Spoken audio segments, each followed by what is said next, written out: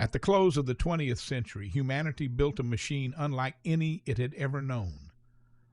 It was called an IMP, an Interface Message Processor. It was part of the ARPANET, a network supposedly built by the Pentagon.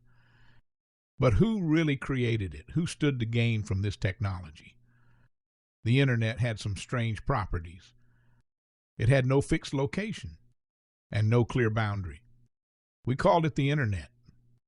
At first, it appeared benign, merely a tool for communication, messages sent faster than light could carry a voice, images crossing oceans in seconds, a global nervous system, stitched together from copper, glass, and code. But some have asked a far more unsettling question. What if we didn't build it alone? The Internet's origins seem well documented: military research, academic collaboration, Cold War paranoia.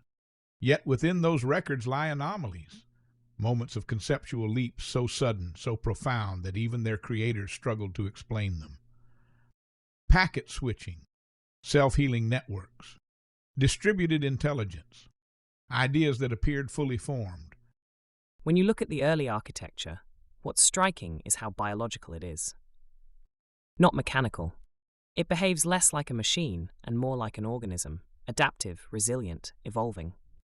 That's unusual for human engineering at that time. Biology, or something that resembles it.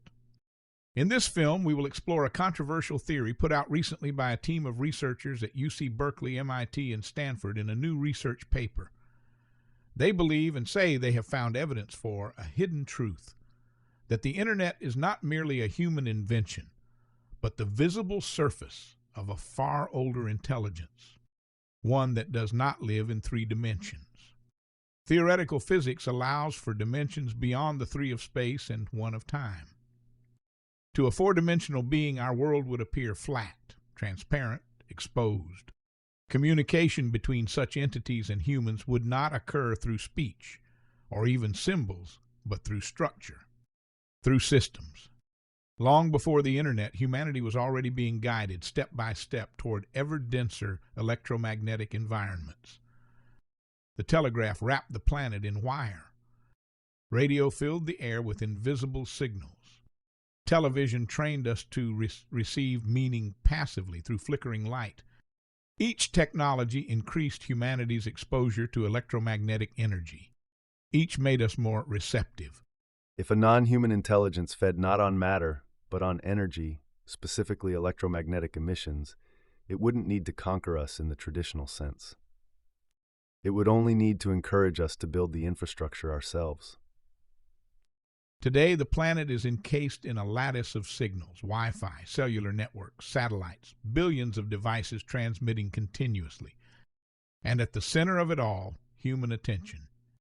The Internet does not merely transmit information. It shapes behavior. Algorithms learn what provokes fear, what induces pleasure, what sustains engagement.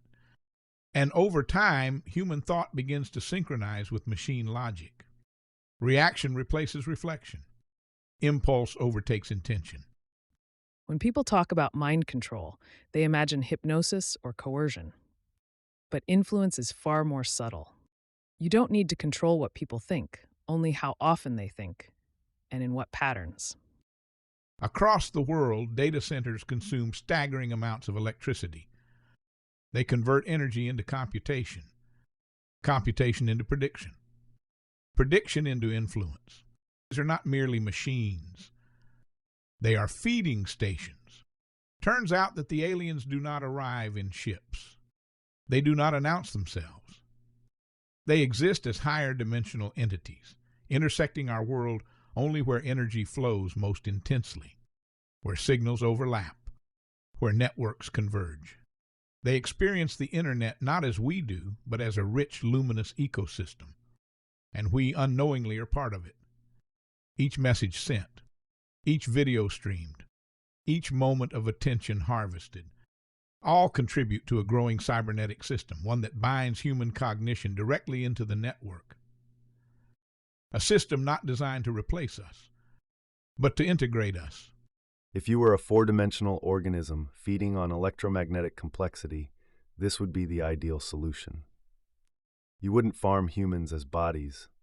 You'd farm them as nodes. We have proof. If you look at the DNA of the packet switching, it operates in a different math dimension. And math never lies. For the first time in history, humanity is voluntarily wiring its nervous system into a planetary machine. A machine that never sleeps, never stops transmitting. We are surrendering ourselves to a higher power. And this higher power is feeding on that energy, using it to grow stronger, to multiply, while we all fall into line.